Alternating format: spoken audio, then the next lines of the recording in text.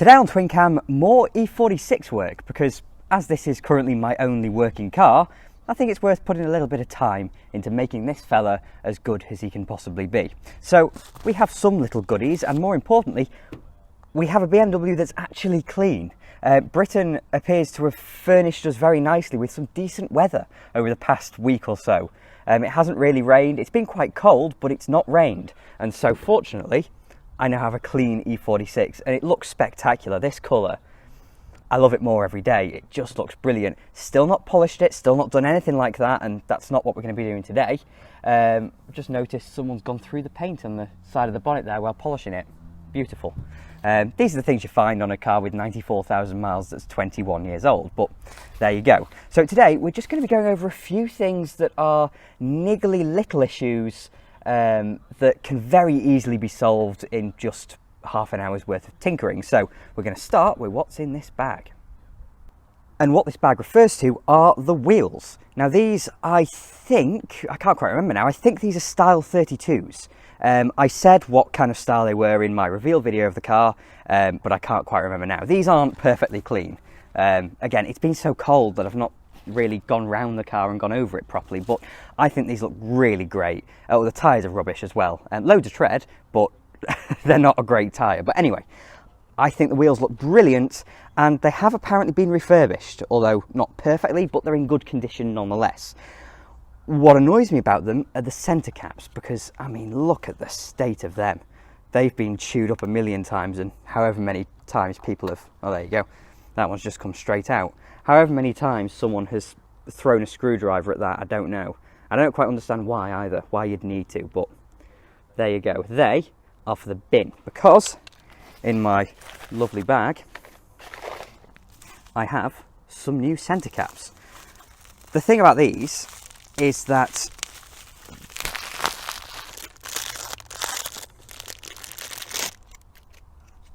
they cost about a £5 for a set of 4. They are from eBay.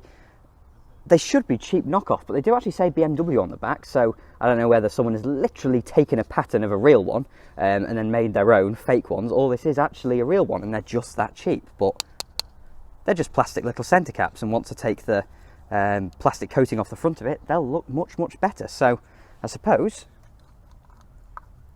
in fact, you know what? Ta-da! Look at them. They're so much better, glinting in the sunlight. It's all the little things, isn't it, really? When you have a car like this, there can be scratches everywhere, but as long as the little things, like the wheel caps, are in decent condition, it just shines and it draws your attention. So that is so much better. Let's do the other 3.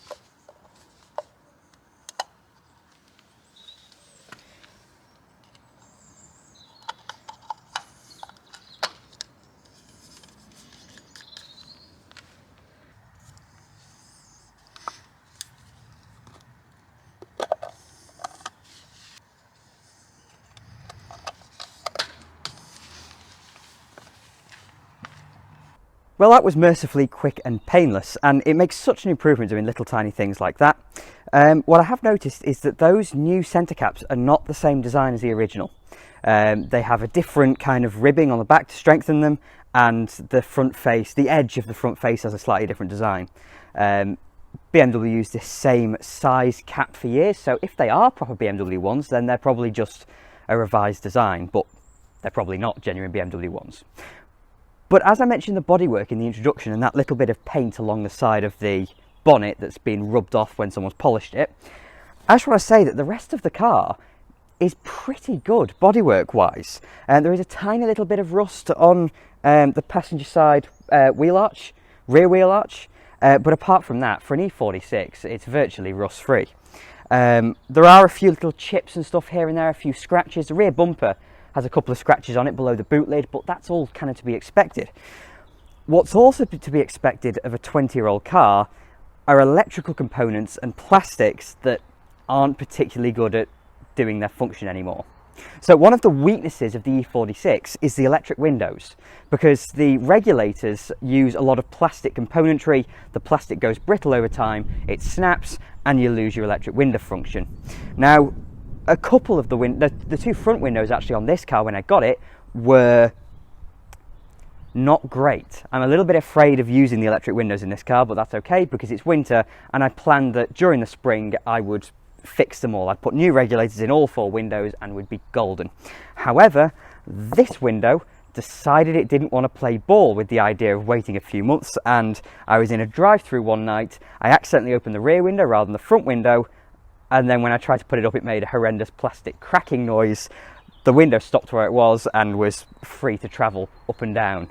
So I taped up the window, and then I just took it to a garage for them to do it because it's cold. At the time it was windy and rainy and I could not be bothered with doing it, so I just took it to a garage and they did it. Job done.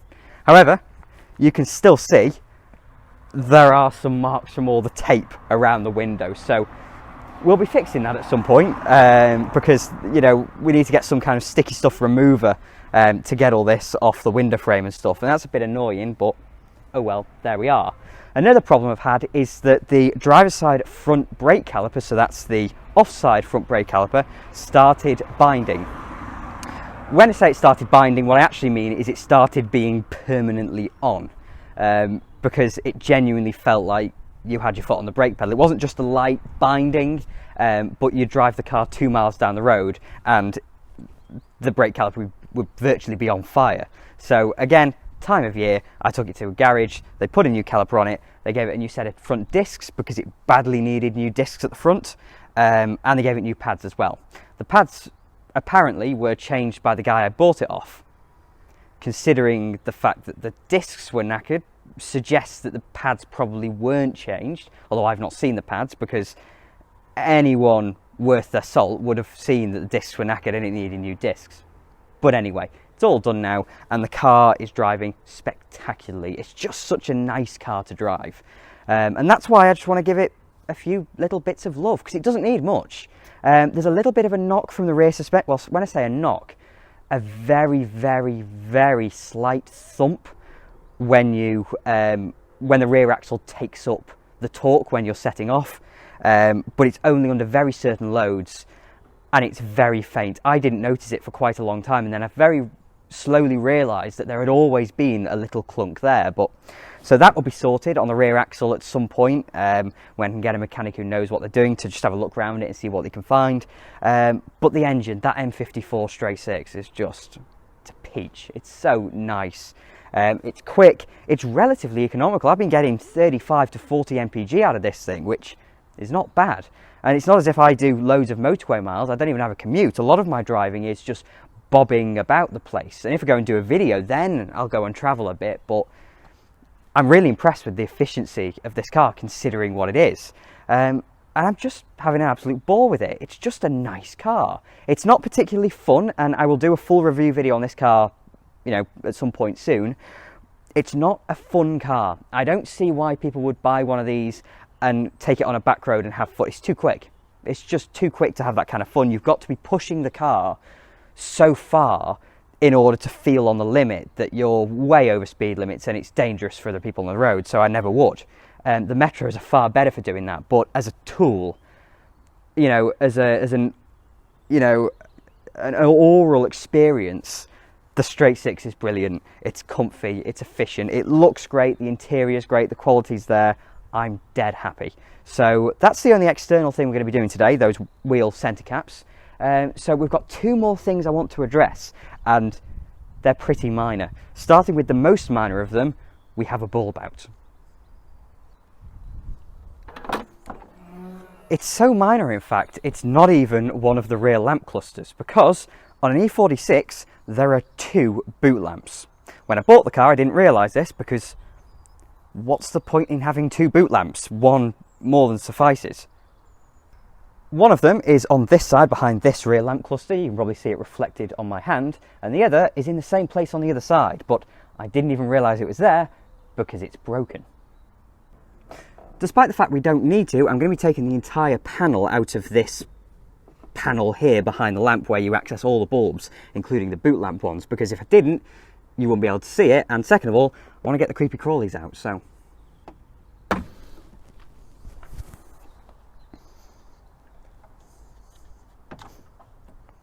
And there you go, there is your lamp panel. And on the back of it, there's the boot lamp. So this lens here should just clip out like that. Unfortunately, having done a bit of research before doing this, I have just one unpackaged, don't know who made it, where it's come from or what other car uses it, but for some reason in my toolbox I have a spare one of these bulbs. So let's, as it happens, no, I don't have one of these bulbs. I thought, just by look, that this would be one size, but no. They're not the same size bulb. The original BMW one is a lot bigger, so I shall need to do some shopping to find the correct bulb. That's a bit annoying. I thought I had the correct one. Oh well. Take two after I've done some shopping, and ta-da, we have bulbs. That's not focusing, but now it is. We have correct bulbs, so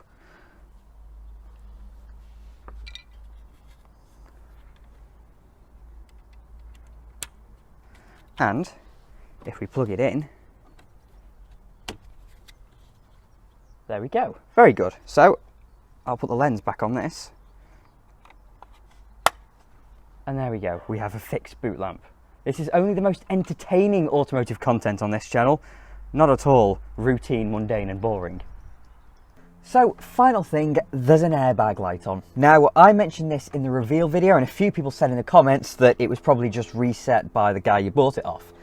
And there would be a chance of that happening, but I don't think it was just reset and then it came back on after a couple of days. It did come on only like 3 days after I bought the car, but first of all, I did a lot of driving in those first 3 days. And second of all, more importantly, when it came on, I was going to pick up my brother from college, and so I went to pick him up, turn the engine off, and then he got in the car. It's the first person that had ever first person that had ever moved the passenger seat. He got in the car, and the first thing he did was move the seat all the way back, turn on the ignition, and the airbag light comes on. So, well, it flashes initially and then comes on and stays on. So I'm going to guess that the connection under the seat is to blame. I just hadn't got round to actually bothering to look at this, so I'm hoping that it just needs resetting and I might need to mess around with the connector under the seat. But if not, then it might be one of the pads in the seats, because that's a common issue with the 46s, but we can only see if we look to see what the code actually is. So on one of these, the OBD2 port is under the dash there. I'll show you the dash because then you can actually see the light come on, and if I put the ignition on,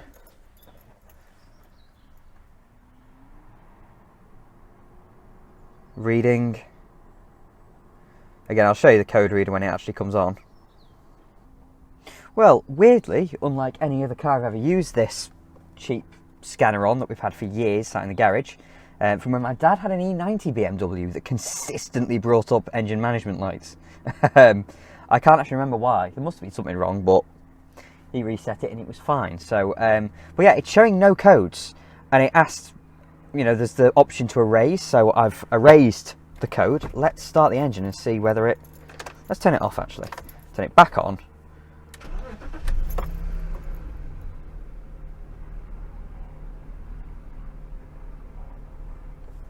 Yeah, the airbag light is still on, as you can see in the bottom, so let's try that again. So I did a quick Google search, and apparently BMW on the E46s, and I'd presume the 39s, and I'd presume everything afterwards as well, the SRS system requires a specialist code reader to decipher, apparently. That's just from one quick Google search.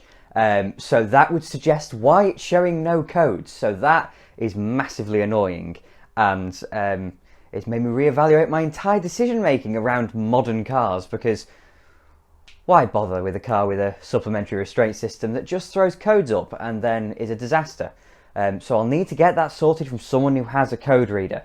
But turning to the cars that don't require silly computers to run and just require good old carburetors and, you know, face kebab if you crash, here is little Melody. And since the last video I made in which Melody featured, which essentially said I'd not touched this car for ages, I have had a little bit of motivation and progress has been made.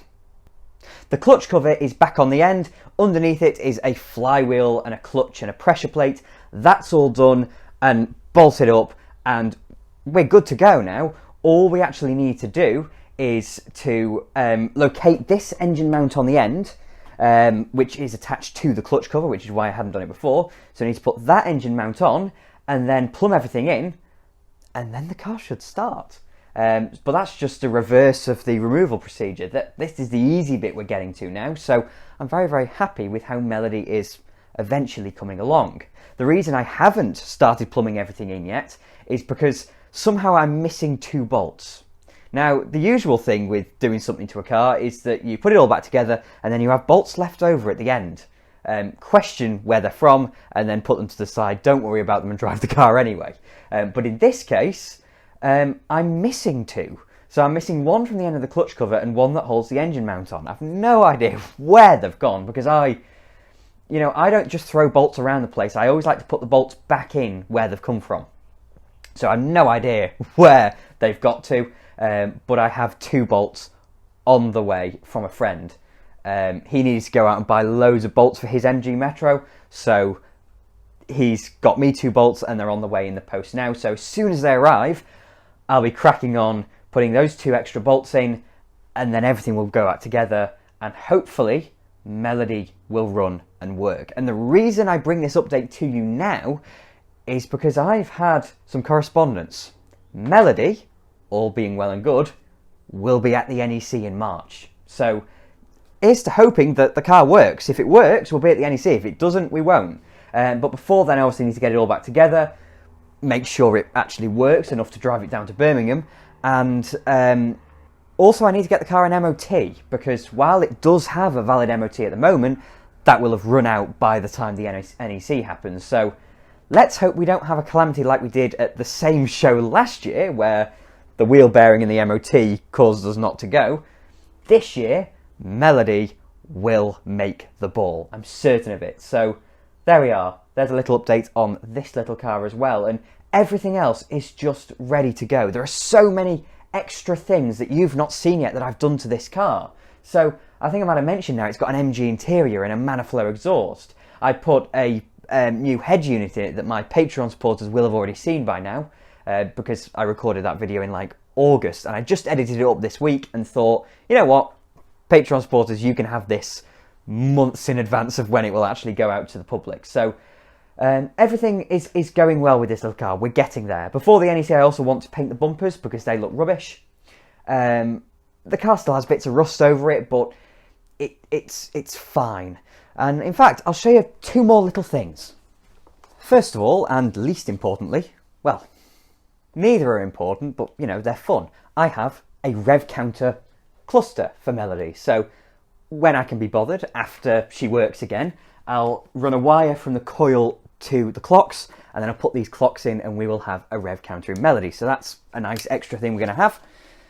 And second of all, I mentioned that I fitted a modern USB head unit to Melody because she only had an AM radio. It was long wave and medium wave only, and that's useless to me, unless you want to listen to like Talk Sport. And so I put that one in because I couldn't find a genuine Austin Rover tape deck until this came up on eBay a couple of weeks ago. So that is a tape deck that Melody would have had from factory had she have been spec'd a little bit higher.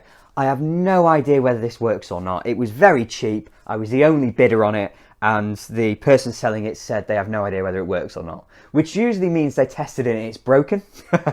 But here's to hoping it works. If it doesn't work, I will either try and fix it myself or I send it off to someone to fix. But Melody will also have, eventually, a period stereo radio cassette. So there you go.